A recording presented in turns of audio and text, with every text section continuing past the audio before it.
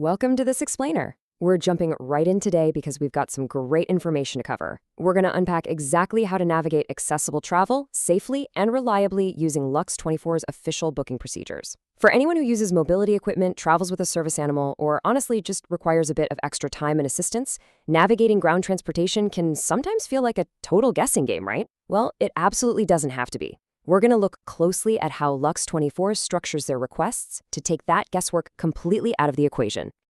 Here's our quick agenda for today. We're covering 1. Confirm before you book. 2. Matching your mobility equipment. 3. The 4-step booking process. 4. Navigating airport pickups. And 5. The chauffeur experience. Let's get to it. That right there is LUX24's core commitment. Equal treatment is not an upgrade. What this actually means in practice is that independent chauffeurs and fleet partners are strictly required to follow local laws and treat every single passenger with dignity. Basically, a confirmed accommodation should never, ever turn into an unexpected negotiation at the curb. If a vehicle is booked for specific needs, it's expected to just work, seamlessly and respectfully. Section 1. Confirm before you book. Okay, so the crucial point here is that confirmation fundamentally comes before booking. You can't just reserve a standard sedan or an SUV online and assume it's going to accommodate every single type of mobility device. It just doesn't work that way. A request is only considered confirmed after the support team manually checks that the specific vehicle assigned to your trip actually has the required space and equipment for your exact needs. Booking blindly, that's exactly where barriers happen. So getting that prior confirmation is literally your absolute first step. You know, it's pretty interesting how a really common word like accessible is redefined here. In travel, the word is honestly just way too broad to guarantee a safe option. What truly matters to the support team is the how and the what. How do you board the vehicle? Are you transferring to a passenger seat? And what specific equipment has to travel with you? Whether that's a service animal, a folding walker, or just needing some extra boarding time, these specifics completely dictate which trip option is actually suitable for you. Moving on to Section 2, matching your mobility equipment. Notice this stark contrast here between different types of equipment. Say you have a folding mobility device, like a manual wheelchair, a walker, or a scooter. In that case, the support team just needs your folded dimensions to check the passenger seating and make sure there's safe luggage room. But if you have a non-folding wheelchair and you need to remain seated during the trip, the requirements change drastically. You absolutely cannot book a standard sedan or SUV for that. You strictly mandate a vehicle with specialized entry, like a ramp or a lift, along with the proper securement equipment. So, to prevent getting assigned the wrong vehicle, you need to provide some very specific details the minute your travel plans are firm. You got to share your route and timing, whether your device is manual or powered, its exact dimensions, and the approximate combined weight. You also need to state clearly if you can transfer into a passenger seat, how many companions and bags you have, and what boarding help you want, or, just as importantly, what help you do not want. You can shoot all of this over in an email to accessibility@lux24.limo, or just give them a call at +1 647 671 7588. Section 3. The 4-step booking process. This 4-step procedural loop is so vital to wrap your head around. Step 1 is you describing the need. Step 2 is where the magic happens. That's when support reviews the space, boarding, securement, and local availability. Remember, a request is not a guarantee. You only move to Step 3, confirming the option, after the suitable category and terms are perfectly clear.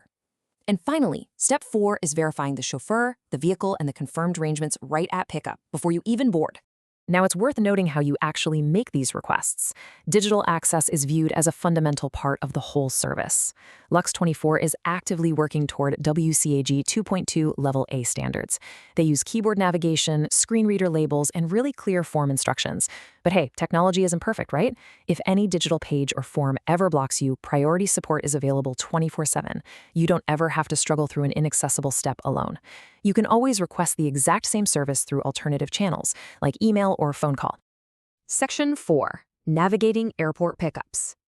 So those of you flying into Toronto Pearson, pre-arranged pickups are currently directed to the designated desk at Door A, located on the arrivals level of both Terminal 1 and Terminal 3. You've got to plan this handoff before you even land. Make sure you provide LUX24 with your flight number, your terminal, your mobility details, and how you want them to contact you. Keep in mind, airport procedures can and definitely do change, so always follow the most current trip message they send you. Okay, this is a super vital distinction for travelers. Those accessible vehicles you might see just waiting at Pearson's public limousine stands, they are not automatically part of the LUX24 network. You can't just stroll up to one and assume it's your LUX24 ride. A LUX24 request requires its own separate prior confirmation before you even get out to those public airport stands. Section 5. The chauffeur experience. At this point, you might be wondering about physical assistance. Like, will the chauffeur actually help me enter the vehicle? Well, the definitive answer is that the passenger always decides what assistance is useful. You describe the exact help you want in advance, and that assistance remains strictly limited to what can be provided safely with the equipment they have on hand. Chauffeurs are actually trained to follow some very explicit etiquette rules. They must ask first and listen to your direction. That means they don't move your mobility device, they don't touch you, and they don't start giving physical assistance without your absolute consent. They're also instructed to give you the time you need to board and settle in safely. Boarding is not a race. Plus, they have to keep your accessibility info private, meaning no turning it into casual small talk. They ensure equipment is carried safely, and they communicate with you using the specific channel you requested, whether that's a chat, SMS, an email, or a phone call. The core philosophy of this entire curbside experience is wonderfully simple. Help begins with a question, not an assumption. True accessibility isn't just about having the right ramp or enough trunk space.